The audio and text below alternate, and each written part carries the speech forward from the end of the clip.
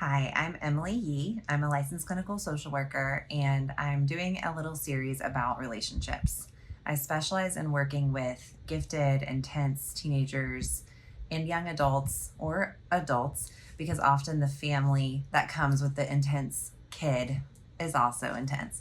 And so we end up talking about relationships, and a common theme is giving of yourself and feeling like you're not enough and that your needs don't matter. And so I just wanted to take some time today to unpack that and explore a little bit of where that might come from and why it's so common for intense people or people who have been identified as gifted. So, part of understanding yourself is going back to the very beginning. You're born with a certain countenance, a certain personality, and you're born into a certain family. And so we might call that baby boot camp, going through those first 0 to 3 years of life, 0 to 5 years. And in that time, for whatever reason, a lot of times very intense people hear the message, you're too much. You're too intense. You're asking for too much. I just need you to be quiet and leave me alone, essentially.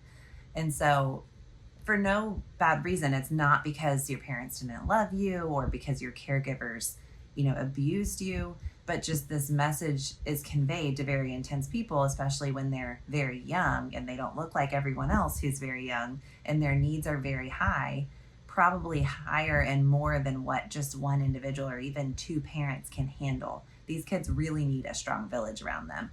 And so when the parents get burned out and they put that on the kid and the kid internalizes that of I'm too much, your needs are more important than mine. I need to be quiet so that you don't have a migraine or so that you're not grumpy and you're able to meet my needs.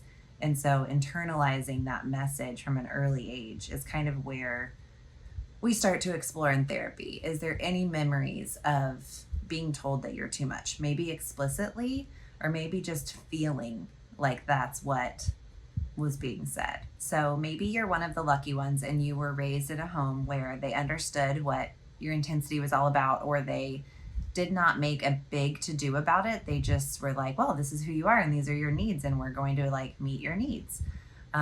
Maybe you were born into a home where you are the intense one out of your siblings, and there was a lot of black sheep moments where why can't you just be like them? Like, why are you so hard? Why are you so different? And then maybe you're born into a family where your parents are just as intense as you are, but they don't have any awareness of that. And they've always just been told there's no such thing as being gifted. Um, Everybody's weird, everybody's quirky, everybody's intense, and you just have to learn to get along. And so they've stuffed their own needs down and they're telling you this is how we do it, is we stuff our needs down and we make the other people more important. And so depending on what kind of family you've come from, you might have had more or less of this. I don't think anybody gets away with none of it. So that's part of it. In therapy, we're always kind of saying, your parents' love for you is a given. That's not something that we're questioning at all. But we are kind of bringing to question the beliefs that we've internalized and made our core belief, like I'm too much because my parents said so one time when I was 3, and we believed it and it became the foundation for everything. That's the stuff that we want to unearth and say, oh, my parents are human too, and they had a moment and they were at their wits' end and they were lashing out because they needed to feel better. And that landed on me, and I totally took that, and I shouldn't have, because it really wasn't for me. That was them not being able to manage their emotions in that moment. And so this is the kind of stuff that we want to unearth and process in therapy in a safe place where it's confidential and you're able to kind of move through it. I have this experience all the time with my 3 kids at home, and I'll just share maybe an experience of being in the car with a screaming toddler and having several moments, and we call it an attachment-based therapy. It's called shark music, where you're like dun-dun, dun-dun, dun-dun. It's building, it's building, it's building. Moments where I'm just like, I could just slap someone, or I could scream, or I could spank. And there's been times that I've lost my cool for sure. But if I can keep in mind that that's not actually helping my children, to regulate their emotions if I'm just having a temper tantrum and I'm wanting to help them regulate their emotions. And if I'm driving, I can't necessarily. So there's a lot of just holding my breath or breathing through it or trying to divert them or just talk softly to them. And my 10-year-old will say, Mom, aren't you the parent? Can't you make her stop? And it's like, and this comes up. It's like, okay, soft parenting, how do you deal with this? But I make the choice most of the time now, if I am in the place where I can make the choice and I'm not just at my limit, that I try to get to point B or pull over and just create space for them to regulate their emotions and then praise how they regulated their emotions.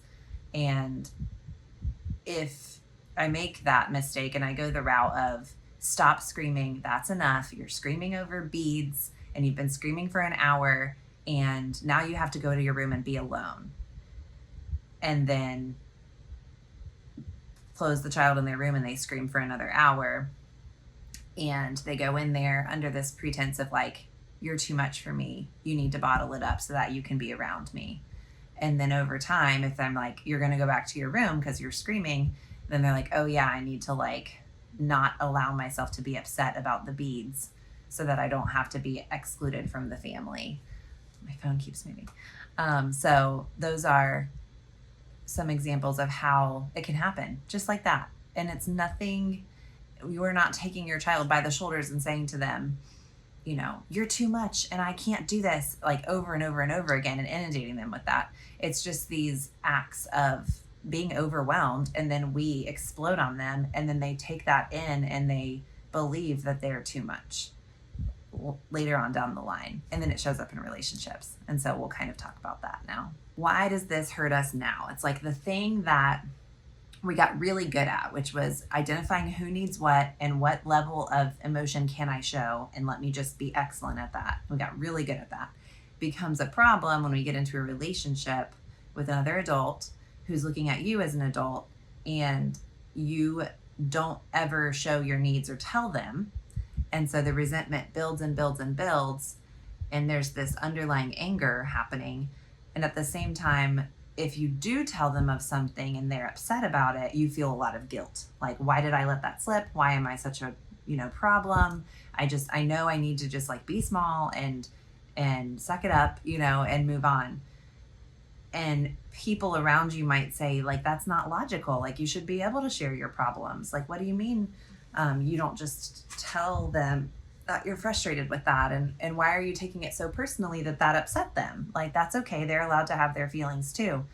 And those are just really hard for you to believe, because you're like, no, I think I'm just too much. I think I'm the problem in this situation.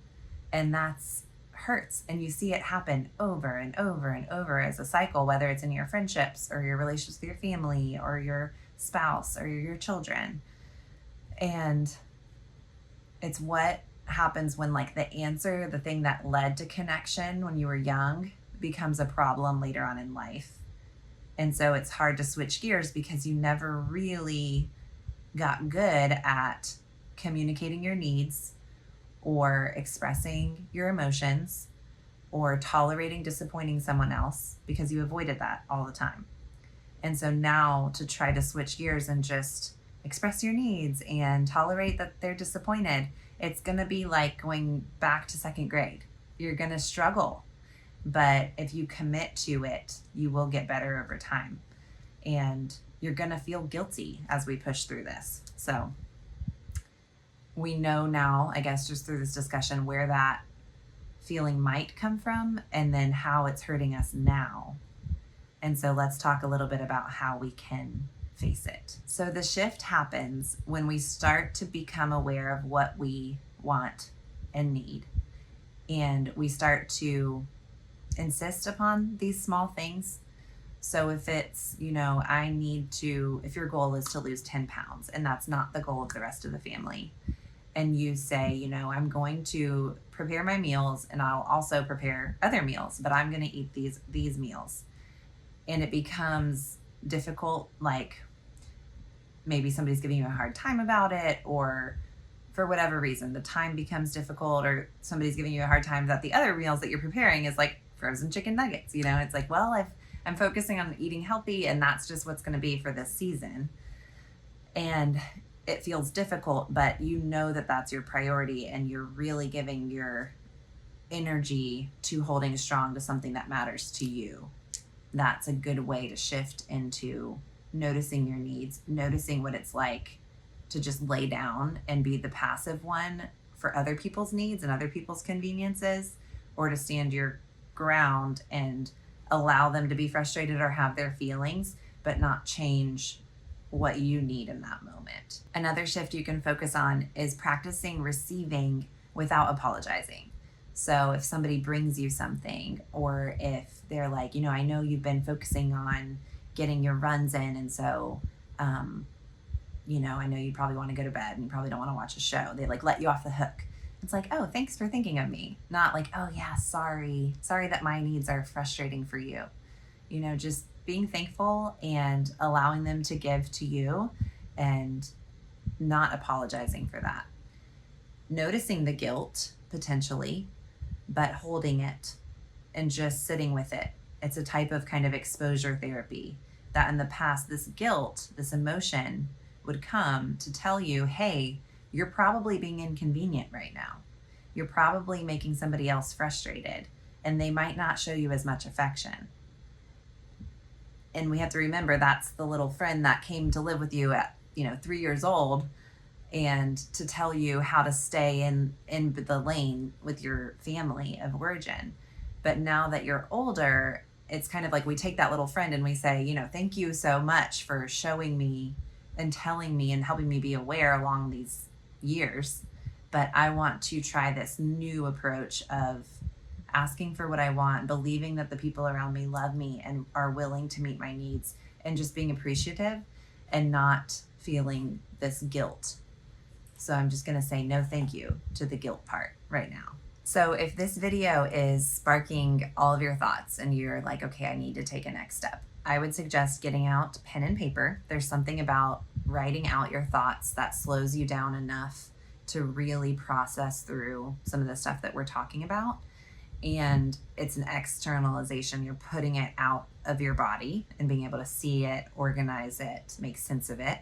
And so it's a great first step for kind of thinking through some of these memories and how you interpreted them, and if maybe you need to rethink them a little bit, and journaling about what came to mind as I was talking. So if it was like somebody explicitly telling you you're too much, or if it's kind of just how it felt for you. And you might think about 0 to 5 years old, and you don't have to have a specific memory. It could just be an assumption. Like, okay, well, I was the baby of 4 children and my mom had just come back to work, or, my dad had lost his job that year and they were overwhelmed likely. So the chances are that I felt X, Y, and Z. You could explore that a little bit.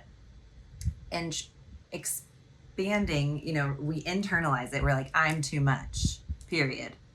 That's why they spoke to me like that. But when we zoom out of the issue and we're like, okay, well, dad had just lost his job, or mom had all these kids to manage all the time, and they were probably just frustrated. So it was like, the second question is, what did they really mean when they said that to me? Excuse me. Or when they spoke that over me, the thing that made me feel like I'm too much. Did they really mean, as a parent speaking, like, I'm overwhelmed, I don't know how to help you, I don't understand you, I feel like I'm failing you, I'm worried about you, I need help, I'm depressed, I'm anxious, I'm fearful.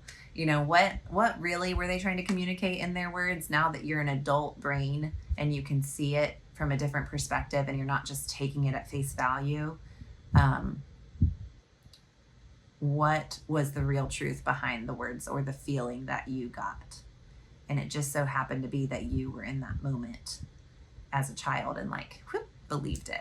So as we move through this and get to the other side and talking about relationships and finding a relationship where you can actually ask for what you need and the other person is interested in your needs and in meeting them, which is true in a healthy relationship. In a healthy relationship, you have two individual people who have different needs and feelings and desires, and they share them with each other, and they care about each other, so they seek to meet each other's needs and desires. It's not always perfect. There's compromises, but there is effort towards that, and there's interest in each other. And when one person just says, you know what, I don't have any needs or desires, I'll actually do whatever you want to do, then that other person in the relationship is like, wait, where'd you go? Like you just kind of disappeared. And I need somebody who is a real person who maybe says, no, I don't want to do that sometimes, or I have a different idea, or let's go explore this thing that I'm interested in, and kind of keeps life interesting and colorful.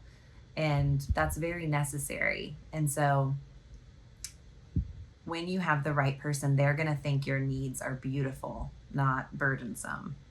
And we want to look for that. We want to strive to be someone who cares about what other people need and who expresses what our needs are, and then is able to think creatively about how to please and have their own needs met. And it's hard work, but it brings us closer together instead of feeling constantly frustrated on the inside and guilty when we do ask for things. And so I hope that you'll get something out of this video. Reach out if you'd like to. Email address is emilykateyee@gmail.com, and my website is jacksonvillecreativetherapy.com in Jacksonville, Florida. Here to help anybody in Florida with their mental health needs. Hope you have a great rest of your day.